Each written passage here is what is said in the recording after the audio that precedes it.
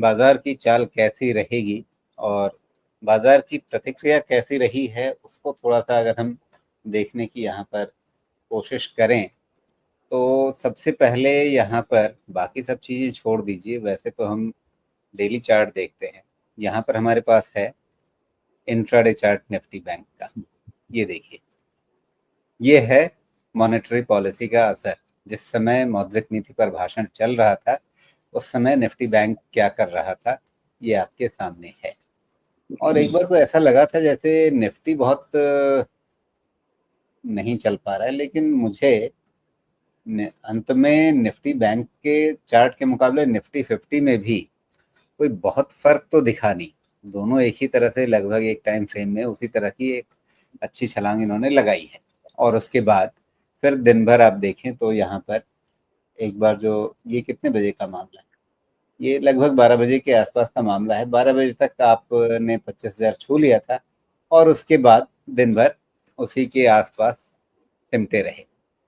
अंत में 25,000 के ठीक ऊपर बंद होना, जैसे कि पंडित जी ने बोल रखा था कि नहीं आज 25,000 के ऊपर ही रुकना है, उससे नीचे मत आना। तो मुहूर्त तो बन गया है, अब आगे क्या देख रहे हैं? अब डेली चार्ट पे आ जाएंगे, बताइए। इस चार्ट में भी जो था ना राजीव जी, 10 से 10:30 के बीच में वोलेटिलिटी गजब की थी, किलिंग वोलेटिलिटी थी। उसके बाद जब मामला समझ में आया तब खींचा है, और इसमें शॉर्ट कवरिंग का भी बहुत हाथ रहेगा, बिकॉज शॉर्ट पोजीशंस तो थे मार्केट में।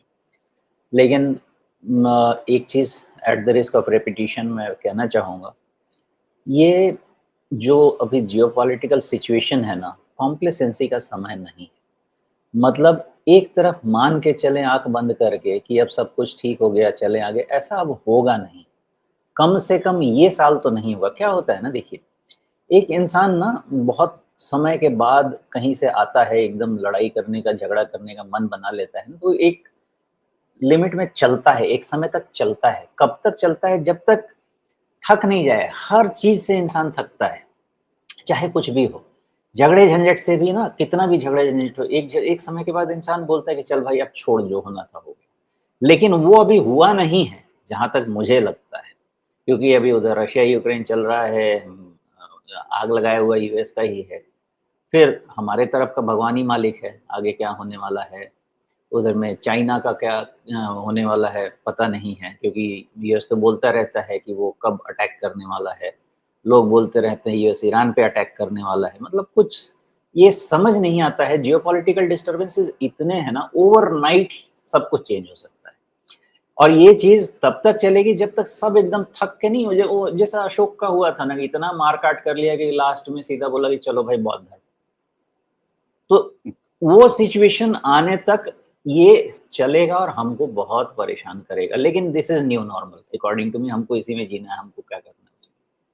तो इस चीज़ को हमेशा साथ में रखिएगा कि एक तरफ का नहीं, आंख और कान खुले। Okay, eyes wide open and ears to the ground, एकदम रखना है और वैसे ही काम करना है। नेट नेट में पॉजिटिव हूँ, बट बॉटलनेक्स आएंगे। बैंक निफ्टी तो अभी, निफ्टी पे पहले आ जाता हूँ मैं। निफ्टी में अब सबको जो भी करना है कीजिए, दिमाग मत लगाइए ज़्यादा। बाय डिप्स का कॉन्स्ट्रक्ट है, और बाय डिप्स का कॉन्स्ट्रक्ट में 24,500 को आप अपने डिसाइसिव मान लीजिए और उसके हिसाब से आगे बढ़िए। जो भी होता है आपका, एक बारी तो रिस्क मैनेज करने के लिए लेवल डिसाइड करना है, डायरेक्शन डिफाइन करना है। डायरेक्शन बाय डिप्स का है। शॉर्ट कवरिंग और तेज कब आएगी? जो फ्राइडे का क्लोज है उसके ऊपर अगर निकला, एक बारी भी क्लोज मिल गया, वो शॉर्ट कवरिंग 4 से 500 पॉइंट का है। लेकिन उसके बाद एक क्लोज तो लगेगा। 4 से 500 पॉइंट का शॉर्ट कवरिंग रहेगा, और फिर वहाँ से अगेन डायरेक्शन डिसाइड करते हैं। बट स्ट्रैटेजी क्या लेके चलनी है? निफ्टी की स्ट्रैटेजी बाय एट डिप्स है, एज लॉन्ग एज आपका 24,500 है। That's all. अब बढ़ते हैं बैंकिंग क्षेत्र की तरफ, जिसने तेजी की अगुवाई की है। 1.5% के आसपास की चाल हमें पिछले दिन देखने को मिली। इससे पहले हमने यहाँ पे इसका 5 मिनट चार्ट भी देखा था, कैसे क्रेडिट पॉलिसी आने के साथ ही तुरंत असर देखने को मिला था हमें निफ्टी बैंक में, और उसने निफ्टी को भी ऊपर खींचा। एक इम्पॉर्टेंट बात यह है कि शुरुआती लगभग 12 बजे के आसपास तक जितनी तेजी आ गई थी, निफ्टी बैंक उसके आगे भी गया थोड़ा, हालांकि निफ्टी उसके ऊपर नहीं गया था, वहीं पे रुक गया था। खैर, तो अब निफ्टी बैंक 56,500 के ऊपर है, यहाँ से आगे क्या? राजेश जी, इसका जो स्ट्रक्चर है ना, है तो नो डाउट 60,000 वाला ही है। मुझे एक बार लगता है कि 57.5 58 पे रुकना तो चाहिए, बिकॉज बहुत पहले का डेटा प्रोजेक्ट किया हुआ था मेरे पास, अभी उतना क्लियर नहीं है, लेकिन आई स्टिल, चूंकि ब्लू स्काई है ना, कुछ है नहीं हमारे पास नंबर उसके बाद देखने को, लेकिन मुझे जैसा प्रोजेक्शन मैंने किया था 57.5 58 पे एक बार होना चाहिए, रुकना चाहिए, और फिर 60,000 वाला शुरू होना चाहिए। जी, तो 60,000 की कहानी यहाँ से आगे बनेगी निफ्टी बैंक में। उस कहानी को प्ले आउट करने के लिए कहाँ पे दांव लगाए, मतलब जो बड़े बड़े बैंक हैं उन्हीं पे? देखिए, पूछने को पूछा जा सकता है कि आपने रोटेशन किया क्या, लेकिन मेरा जवाब एक ही होगा कि अगर 200 रुपये पे स्टेट बैंक लिया है, अगर वो 800 क्रॉस हो गया है और वो 1100 जाने वाला है, तो क्या मतलब है, आपका स्टेट बैंक ही 5 साल में 5-6 टाइम हो गया। तो अगर वो आपको डिसेंट सेफ्टी दे के 6 टाइम का रिटर्न देता है, उसके जगह जाके आपको कोई भी एबीसीडी बैंक क्यों लेना है, जिसका राम भरोसे है कि दूसरे चले तो हम भी चले, ना चले तो लो चले। तो ऐसा क्यों करना है? डिसीज़न आपको लेना है, मेरे हिसाब से सेफ्टी के लिए, और करना भी है ना, कितना कर लेंगे बताइए?